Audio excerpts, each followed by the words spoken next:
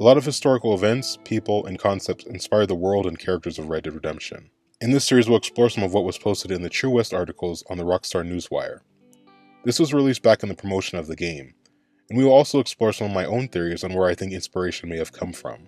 To start, it's only right to begin with the main character of the game, John Marston, the former outlaw who tried to live a normal life, but was roped back into hunting down his former gang members by the federal government. In our first True West article, it talks about Frank James, the older brother of famous outlaw Jesse James, and he was also a member of the James Younger gang. Frank wanted a life of normalcy after his brother was killed and the gang was disbanded.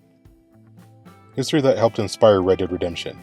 Bad Guys Gone Good and Vice Versa. Part 1, Frank James. The turn of the 20th century. The period in which Red Dead Redemption is set was a tumultuous time of change as technology and industrialism brought on the death of the old wild western frontier of the 1800s. The Native American population was decimated and regulated to military-style reservations, and the American people extended the nation's boundaries as far as California, Oregon, and Alaska. What tends to get lost in the romanticism of this era's wild steeds, picturesque plains, is the abject savagery and treacherousness of the West, particularly in those twilight years. Today we introduce the series with Bad Guys Gone Good and Vice Versa, profiling a range of actual legendary heroes and villains from the Old West who responded to the new period of progress and potential prosperity by changing their ways for the better or worse. Bad guys turned to tame, good guys gone bad, and a few who managed to exploit their own legends for fame and profit. Let's briefly cover Frank's life and see what aspects of it may have been considered in the creation of the character of John Marston. James was born on January 10, 1843, to parents Reverend Robert Sully James and Zerelda Cole James in Kentucky. Frank was the oldest of the three children. He was 7 years old when his father passed away, and his mother remarried twice after his death. During his childhood, Frank showed interest in his father's great library, which included a lot of Shakespeare's work. He also went to school regularly and even wanted to be a teacher at one point. When the American Civil War broke out in 1861, Frank was 18 years old. The people of the Confederate state of Missouri, including the governor of the time, Claiborne Fox Jackson, tried to drive the Union Army out of the state, but they were eventually defeated. On September 13, 1861, the Missouri State Guard, including Private Frank James, tried to capture Lexington. James fell ill and was left behind when the Confederate forces retreated. He surrendered to the Union troops, was paroled, and allowed to return home. On his arrival, however, he was arrested by a local pro-Union militia and was forced to sign an oath of allegiance to the Union. After the withdrawal of the Confederate troops in the fall of 1861, a conflict soon began between bands of bushwhackers who were pro-Confederate guerrilla fighters and the Union Home Guards. By early 1863, Frank, ignoring his parole and oath of allegiance, had joined the guerrilla band of Fernando Scott. He soon switched to the more active command led by William Clark Quantrill. Union militiamen, searching for Fernando Scott, raided the Samuel farm and hanged Dr. Reuben Samuel, though not fatally, who was Frank's stepfather, and tortured him to reveal the locations of the guerrillas. Shortly afterward, Frank took part in Quantrill's company on August 21, 1863, during the Lawrence Massacre, where approximately 200 mostly unarmed civilians were killed. Jesse, because of his young age, was prevented from joining his brother, but the two rode together and joined Bloody Bill Anderson's group of guerrillas. In 1865, Frank rejoined Quantrill on a raid into Kentucky in an effort to reach Washington, D.C., and to assassinate President Abraham Lincoln. The raid ended in Quantrill's death, and Frank surrendered to the authorities. During his years as a bandit, James was involved in at least 4 robberies between 1868 and 1876 that resulted in the death of bank employees or citizens. Although they rode into robberies together, the brothers had different personalities. Frank was shy, studious, a lover of Shakespeare. Jesse was reckless, flashy, and loved to see his name in print. In 1874, the Adams Express Company, which handled various investments at the time, sought the help of the Pinkerton Agency to stop the James Younger gang. Because the gang had a lot of Confederate support in Missouri, they were able to evade the Pinkertons for the most part. Agents Joseph Wesher and Captain Lewis J. Lowell were killed. Wesher was found at Zerelda's, Frank's mother's, farm. Lowell was killed during a roadside gunfight against the Younger brothers, but fatally shot John Younger before dying. Alan Pinkerton, the founder of the agency, took on the case as a personal vendetta after he lost some of his agents. He worked with former Unionists who lived near the James farm. On the night of January 25, 1875, he staged a raid on the homestead. Detectives threw an incendiary device into the house. It exploded, killing James's younger half-brother Archie and blowing off one of Zerelda Samuel's arms.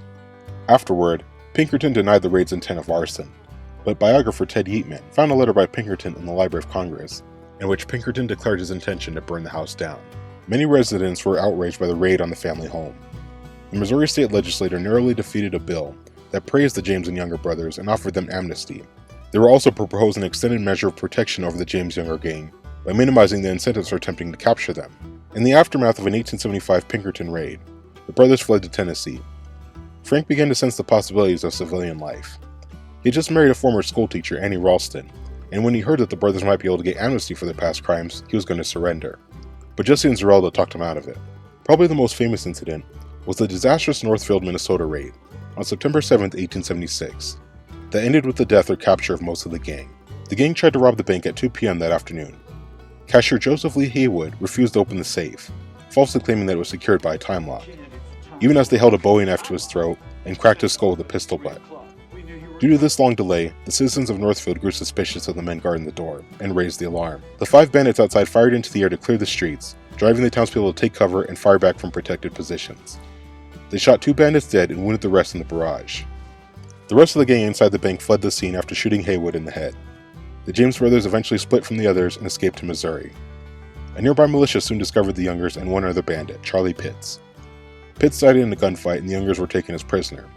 Frank and Jesse were the only ones who escaped free and alive. When the brothers returned to Tennessee after the botched Northfield robbery in 1876, Frank took on an assumed name, became a father, and settled down to life on the farm. Those years were, quote, the happiest I've spent since my boyhood. Frank later recalled and said, my old life grew more detestable the further I got from it. Later in 1876, Jesse and Frank James surfaced in the Nashville, Tennessee area, where they went by the names of Thomas Howard and B.J. Woodson respectively. Frank seemed to want to settle down, but Jesse remained restless. He recruited a new gang in 1879 and returned to crime, holding up a train in Glendale, Missouri on October 8, 1879. The robbery was a first in a spree of crimes, including the holdup of a federal paymaster of a canal project in Alabama and 2 more train robberies. However, the new gang was not made up of battle-hardened guerrillas, so they soon turned against each other or were captured. Frank chose to give up crime and live a quiet family life, yet he would truly never know contentment until after his brother's death. 5 months after the killing of his brother Jesse in 1882, Frank James boarded a train to Jefferson City, Missouri, where he had an appointment with the governor in the state capital. Placing his holster in Governor Creighton's hands, he explained, I have been hunted for 21 years, have literally lived in the saddle, have never known a day of perfect peace. It was one long, anxious, inexorable eternal vigil. He then ended his statement by saying, Governor, I haven't let another man touch my gun since 1861. He was only tried for 2 of the robberies and murders. One in Gallatin, Missouri for July 15, 1881, robbery of the Rock Island Line train in Winston, Missouri, in which a train engineer and passenger were killed, and the other in Huntsville, Alabama, for the March 11, 1881 robbery of the United States Army Corps of Engineers payroll at Muscle Shoals, Alabama. He was acquitted in both Missouri and Alabama. Missouri accepted legal jurisdiction over him for the other charges, but they never came to trial. He was never extradited to Minnesota for his connection with the Northfield raid either. In the last 30 years of his life, James worked a variety of jobs, including a shoe salesman in Nevada, Missouri, and then a burlesque ticket operator in St. Louis. One of the theater's spins to attract patrons was to use their phrase, come and get your ticket punched by the legendary Frank James. He also opened a Wild West show similar to those of Buffalo Bill and Pawnee Bill, with his former gangmate Cole Younger, called the Cole Younger and Frank James Wild West Company, which began touring in 1903. Frank James passed away at age 72 on February 18, 1913, leaving behind his wife Annie and his son. Now that we've mostly covered Frank's life story, let's talk about the similarities between him and John. Both were educated men.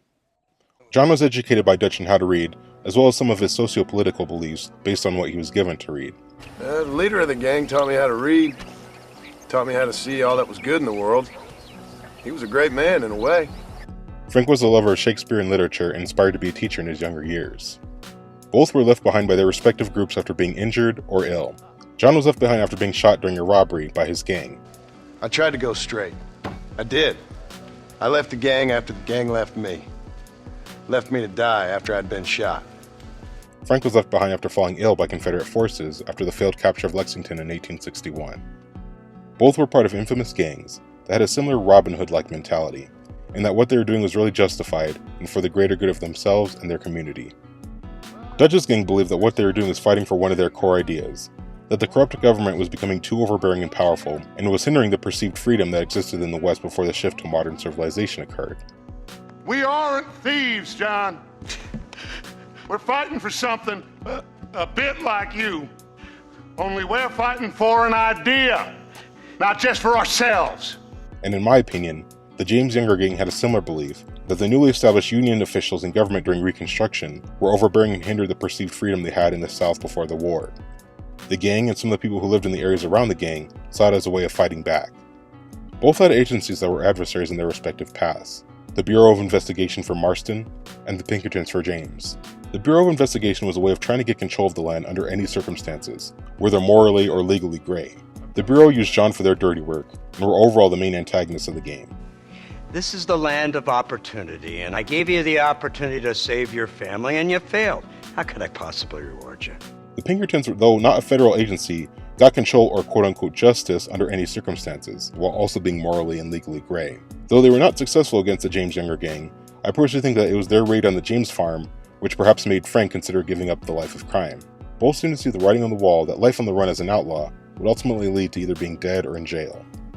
After seeing the gang gradually degrade over the course of RDR2, and also with Arthur's help, John realizes that this entire gang life was built with lies, and that it wouldn't be best for him or his family. I feel like in Saint Denis, when I got arrested, maybe he could have done something. I feel like you should take your woman and child and get lost. Frank made a similar decision after the failed Northfield robbery, and it was cemented after his brother Jesse died. The final thing I think that these two have in common is that both of them left their life of crime and wanted the stability and love of a family. As previously stated, after John saw this life was leading nowhere, he decided to become a rancher and to try to live a normal life. John goes after what I believe he's been searching for through a lot of his life: stability and a place of true belonging. Being raised as an orphan, John probably didn't experience much stability or belonging before he was in Dutch's gang. However, the life of the gang was just an imitation of what he truly wanted. When it mattered, ultimately, the gang was out for themselves when they left him behind, and he's okay with leaving the gang because he has the hope of stability with building his ranch and the love of his family. You know, that life we lived is over. And when we was living it, it didn't mean nothing anyway. It was just an excuse, and we all knew. I believe Frank also wanted the same things of stability and a place of true belonging. The death of his father must have had a profound impact on him. It probably caused some instability within the household. He may have had to grow up a bit quicker in order to give himself some stability, because his mother remarried 2 men after his father passed, and she didn't seem stable herself. Though he believed in what he was doing with the James Younger gang, maybe he was in the gang because it provided a sense of belonging. It was his closest family members and friends he was around. After the 1875 Pinkerton raid, he considered turning himself in, but his family changed his mind. It was only after the failed Northfield robbery that he realized that he had a lot to lose with the love of his life and the stability he wanted on the line, so he chose to give up his life of crime. And that is how Frank James inspired the character of John Marston. I hope you guys enjoy. I really enjoyed making this. I love history. I love Old West history. I love any kind of history, but I love seeing how history ties into one of my favorite games of all time. So I hope you guys enjoy, and I'll see you next time. Thank you.